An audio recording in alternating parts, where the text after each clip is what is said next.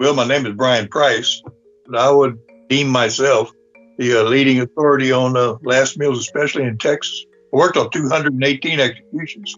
All right, so that guy, Brian Price, he was a death row chef in Texas, cooked over 200 last meals. Last meal is the thing that a prisoner gets to eat right before they're executed. Usually they get to custom order the meal. Anyway, in 2011, Texas banned last meals, just completely got rid of them. And I wanted to figure out why. So that's why I got in contact with Brian. He knows more about this stuff than anybody in the whole world. We're also gonna recreate the final last meal that they served in Texas.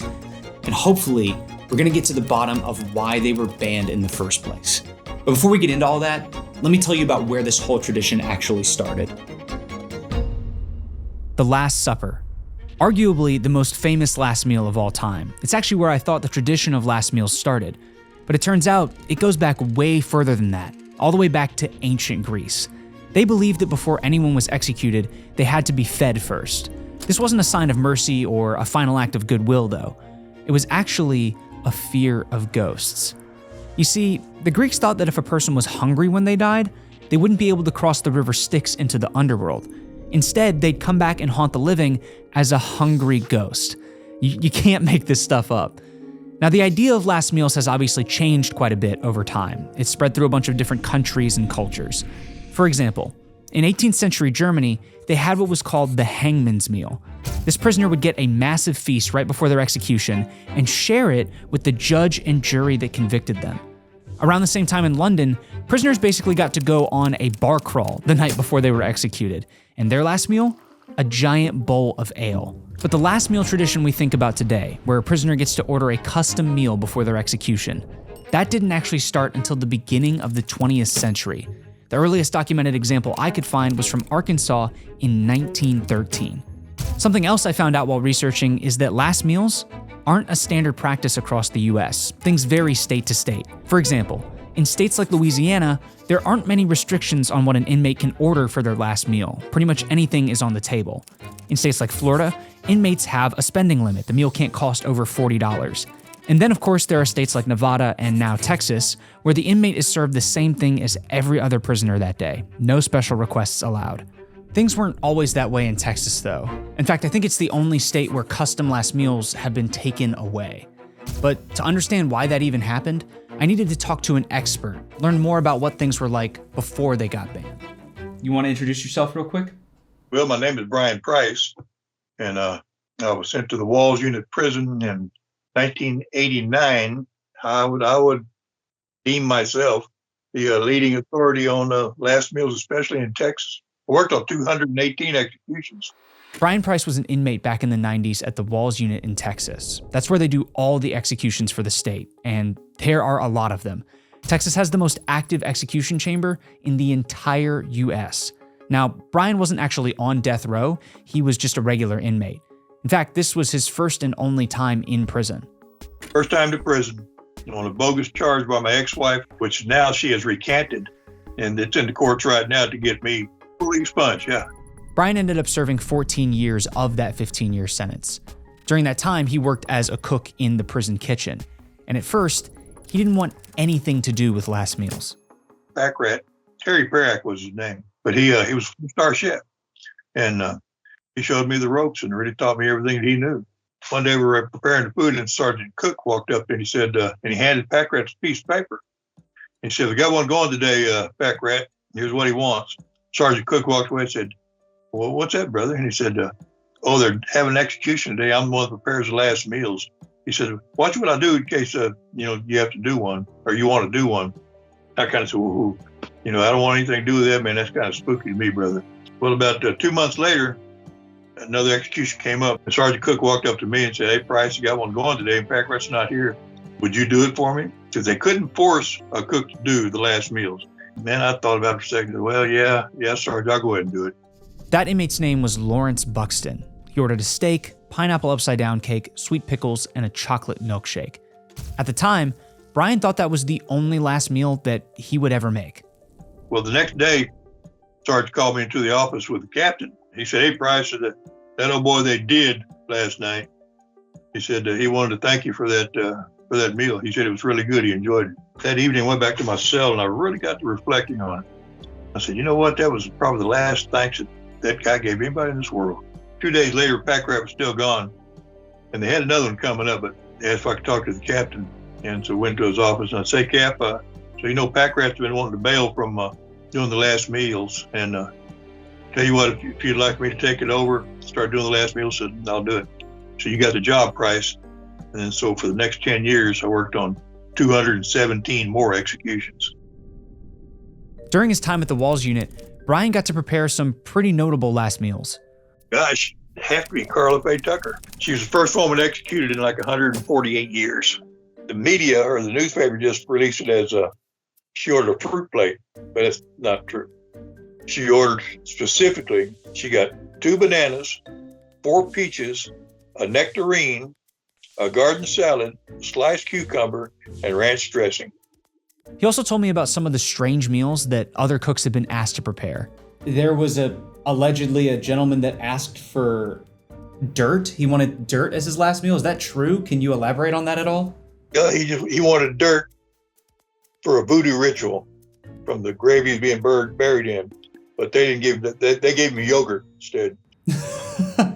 Like Brian said earlier, he cooked over 200 last meals, but there was still a handful that he refused to cook, ones that he specifically said he wouldn't do.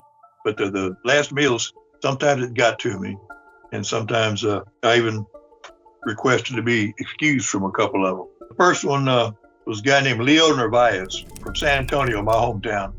He murdered 4, children and older teens. Well, what made the connection with myself is that they lived 2 doors down from my daughter. Used to walk to school with. They were friends of hers. And I asked Captain Parker that. I can't do it with compassion. So I asked her to be excused. Well, ultimately, he didn't request a last meal. All he wanted was a cup of coffee. You know, after Brian told me that story, I found it really difficult to picture myself in his shoes, cooking those last meals for people that had done just awful things. So I had to know, why did he do it? No matter what they had done, that person was loved by somebody in this world. Try to put the face of someone you love the most in this world on that gurney. They're fixing to be euthanized like a dog. And you're on the other side of this glass just watching. There's nothing you can do. Just watch them slip away.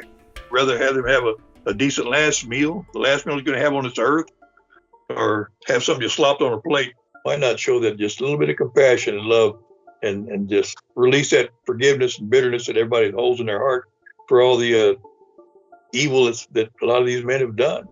They don't deserve a last meal. It's not deserving, but it's right because it's the tradition, if nothing else, man. Brian continued cooking last meals until he was released from the Walls unit in 2003. He actually put out a cookbook full of all the recipes he created called Meals to Die For. But that tradition, the one that he worked so hard to uphold, it ended up getting banned less than 10 years later in 2011.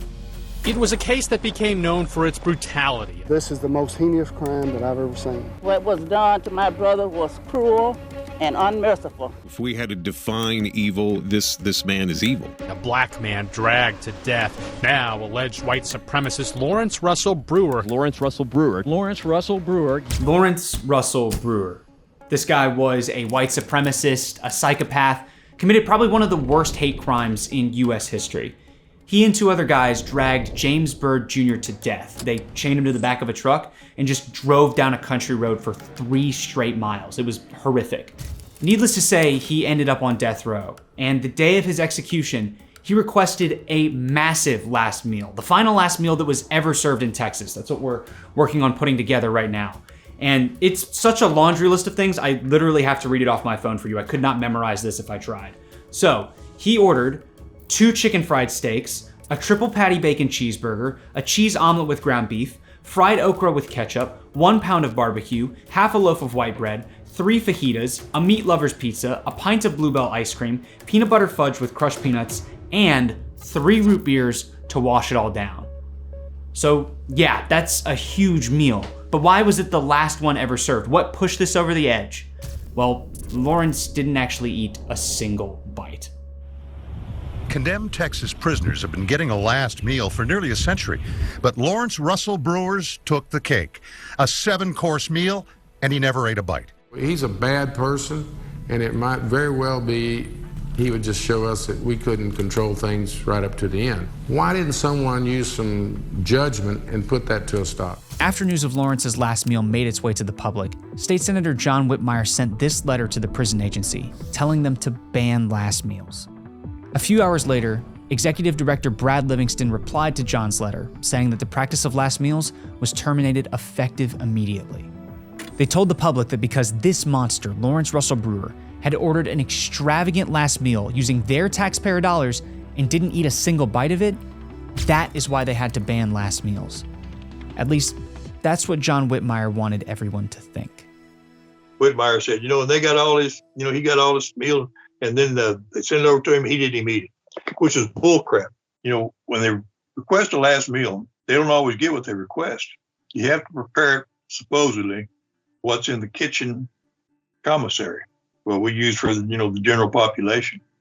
And if they wanted like a lobster, no, they got a piece of frozen pollock.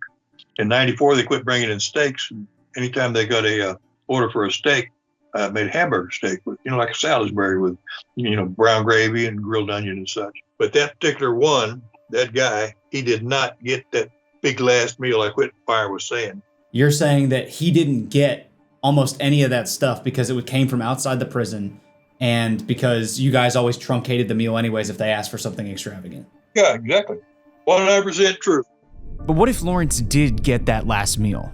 You saw, we went out and got all the stuff to make it, and to be honest, we were expecting to run up a tab.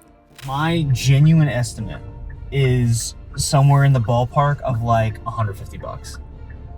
For just this meal? For just his meal. Yeah, I was way off. In the end, it only cost us $58.94. And that's in 2024. Back in 2011, this meal would have only cost like $40 to put together.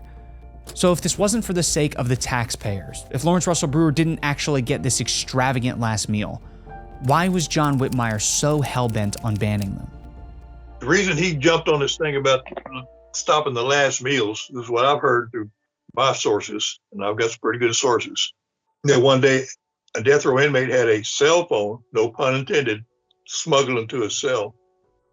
He called Whitmire's office and threatened him, and he had contempt from then on. So then John Whitmire basically just used that as an excuse. Exactly.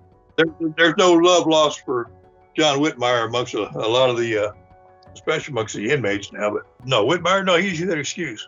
Even though he was no longer in prison in 2011, Brian was still passionate about last meals. He did everything he could to stop them from being banned.